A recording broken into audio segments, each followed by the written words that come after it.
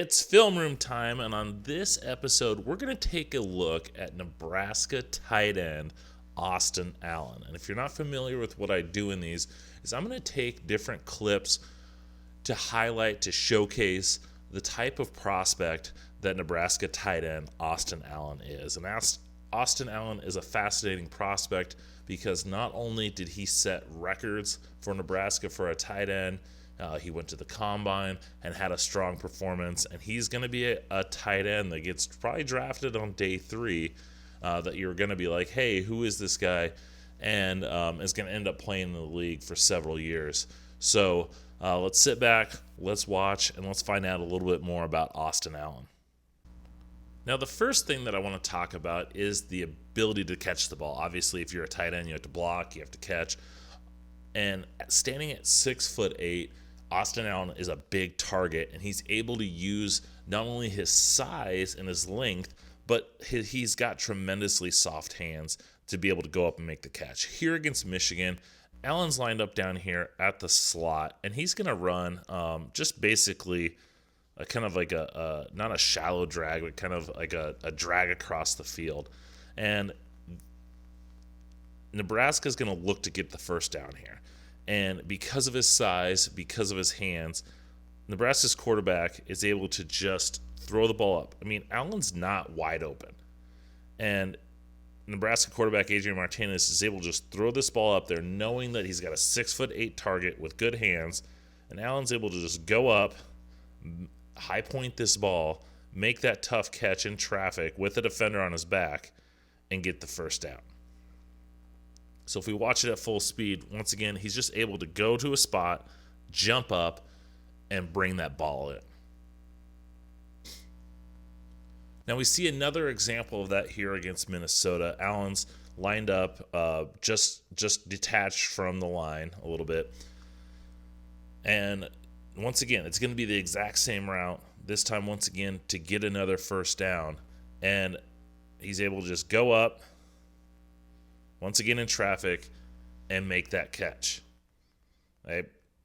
And just his ability to high point that ball, to make that catch in traffic. We see that, he's not the most explosive guy, but when you need a catch over the middle into traffic, you can just throw that ball up there, and Austin Allen's going to go up and get it.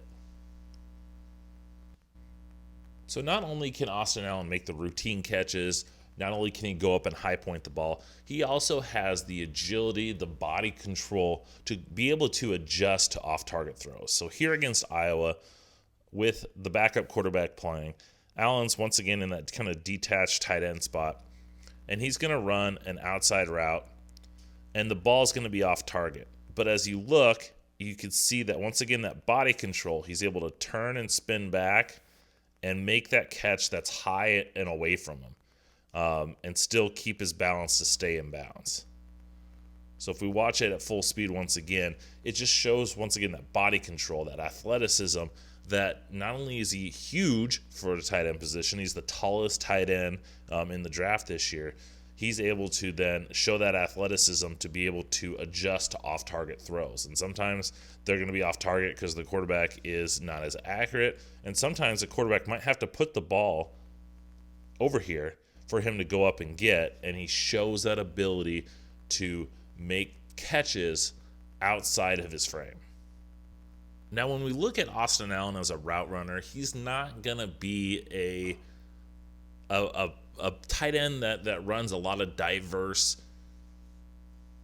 intricate routes. He's 6'8", he's 253 pounds. He's not a bad athlete, but he's going to run your basic type routes.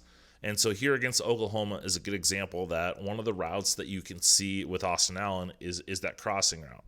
You can run him maybe to set a pick or a rub, and then he's able to make that. And what I like about this clip is not only does it show Austin Allen be able to come out here, kind of help his receiver out, but then he's able to also adjust to this off-target throw. This ball was behind him, and he's able to turn back, make that catch, and still get the first down. And that just shows, once again, if, those smooth, really a no-cut route, he's able to get out to it in space, Maybe he takes a little bit of hit to try to get somebody open, but just shows his ability to run that drag route. Probably Austin Allen's favorite route, or at least Nebraska's favorite route for him, is kind of this corner route, and he ran it a lot from this detached inline tight end spot. And what's nice about this for Austin Allen is he's able to get out and just roll out into open area. Didn't have to make a huge cut, didn't have to plant that foot and go, and he was able to just kind of roll out into that open area. But the problem with this, as you can see, he's not the most explosive and quick off the ball. As we saw here in this step, look at him. He takes a little bit of time to get in there. That's not overly explosive. That's not fast. And I think that's one of the things that causes him maybe to drop on draft boards is because of that lack of suddenness. He's plodding a little bit, lumbering into his routes. Yes, he ran a 4.83, which isn't super fast. It's not super slow for a guy that's 6'8", 253 pounds. But he can be a little bit of slow. And that's why I think in the NFL, he's going to have to be schemed open, kind of like what he did here at Nebraska. This route was for him, and they ran two guys deep to draw these safety and cornerback to go deep, and then you could just roll them out underneath before this defender can come over there to make the play. And I had just got done talking about how he's not the most explosive in that. One thing that we do see with Austin Allen is he does have some straight line speed. You know, if he's moving and not having to make a lot of sharp cuts, he can kind of build up that speed. And that's why this route here against Michigan I really like is, you know, once again, it's scheming him open. Now, Austin Allen isn't going to be the focal point of an NFL offense, but he's a guy that if you put in the right spot to get him open, he can help you out there.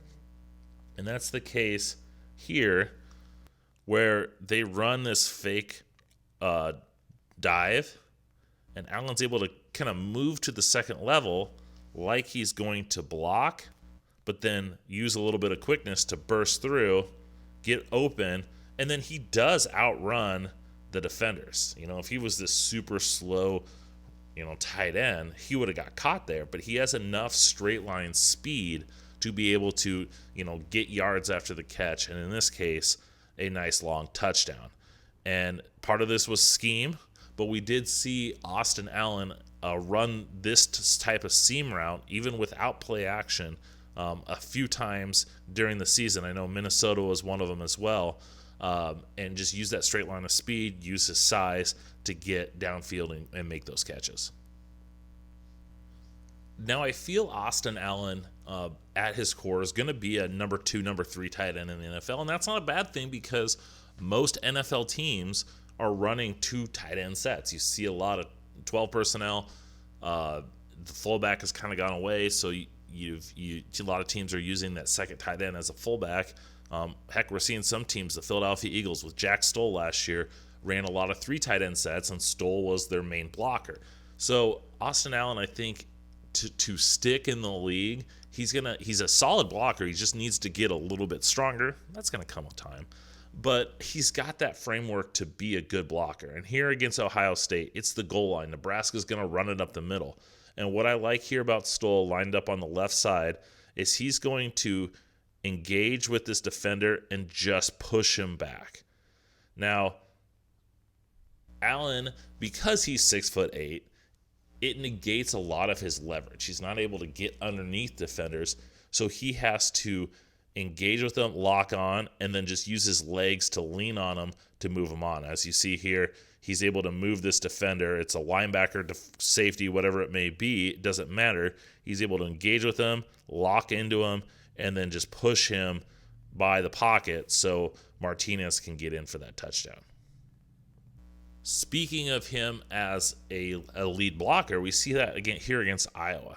Nebraska's going to run the ball inside, and Allen's down here at the bottom, and he's going to be used as a lead blocker. He's going to cut up inside, as we see here, into the hole, and he's going to go fine, and he doesn't lock that guy down. He doesn't make him, but he's able to engage with him, put his shoulder in him, knock him back just enough for the running back to get by and get that first down. And his just that ability, that athleticism to get inside, his framework to just, get in the way almost, is going to be utilized in the NFL in a team's running game.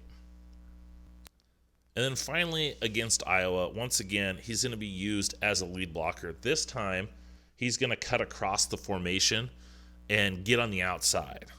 And so after the snap, he gets out here. And what I love about this is this move right here. So this is, fake inside, and quarterback's going to sweep around. Allen knows that the quarterback's keeping the ball. So he's going to make it seem like he's going to block that guy to get him to commit to going inside. And then he's going to come outside and find this defender and just occupy him enough for the quarterback to get around. And it's just that awareness, it's that understanding, and it's just the nuance of it that I really appreciate from Allen. And it helps set up this play enough that the quarterback was nearly able to get into the end zone. But as you see here, he's able to get to this defender, lock him up. A lot of times it might be hard for a player of his size to lock up with a defensive back, but he's able to do so and block him enough for the quarterback to get by. Now, overall, there's a lot to like about Austin Allen as a NFL draft prospect. And like I said, he's not going to be this top-tier prospect. There's no shot of him going in the first, second, or third round. Let's be real. He's probably going to be a late-round pick. But that being said, I think he could be a valuable piece to an NFL team. He's 6'8", 253 pounds. So like I showed, he's got that ability. He's got a basketball background that he can block, seal out defenders, box them out, and go up and get those high point the ball. At the combine, he put up good numbers. I mentioned the 4.83 40-yard dash. He actually had the fastest three-cone drill out of any tight end in this class with a 7.0 time. He had the second fastest short shuttle at 4.26. He had the third best tight end broad jump at 10 foot 1 inch. And he had the fifth best vertical leap at 34 inches, which gave him an 8.83 RAS score, relative athletic score, done by Kenley Platt. And that just showcases his overall athleticism. And a lot of people will see that 4.83 40 time and say, hey, he's slow. But for a guy that's 6'8", 253 pounds, that's a pretty good time. And he's not a burner. No one expected him to be a burner, but he just knows how to play the position. He was the Big Ten tight end of the year. He set records for Nebraska this year. He had the most receiving yards in a single game by a tight end in Nebraska history against Wisconsin. He set the Nebraska tight end record for most receptions in a season, most receiving yards in the season, and just a talented player. He's at this point my 10th rated tight end in this class.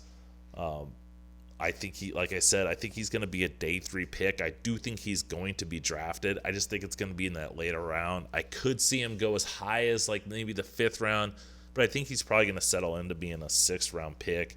And it wouldn't shock me if he did go undrafted, just because maybe teams are looking for more of a home run in those later rounds. But regardless of where he's drafted or if he is an undrafted free agent, I think he's going to be a valuable piece to a team as that number 2 or that number 3 tight end. I think he's going to have a nice, solid, long career. I think he can get to 5 or 6 years in the NFL at a minimum. And he's going to have a nice career playing football as his job. So I hope everybody enjoyed this. If you like this and you want more, make sure you subscribe, draft_Brian. Hit that subscribe button here on the video. Make sure you're following me on social media. As I mentioned, draft_Brian, whether it's Facebook, Twitter, Instagram, wherever you do your social media, I'm there at draft_Brian. So make sure you subscribe there. Thanks for watching. Hope you enjoyed. And until next time.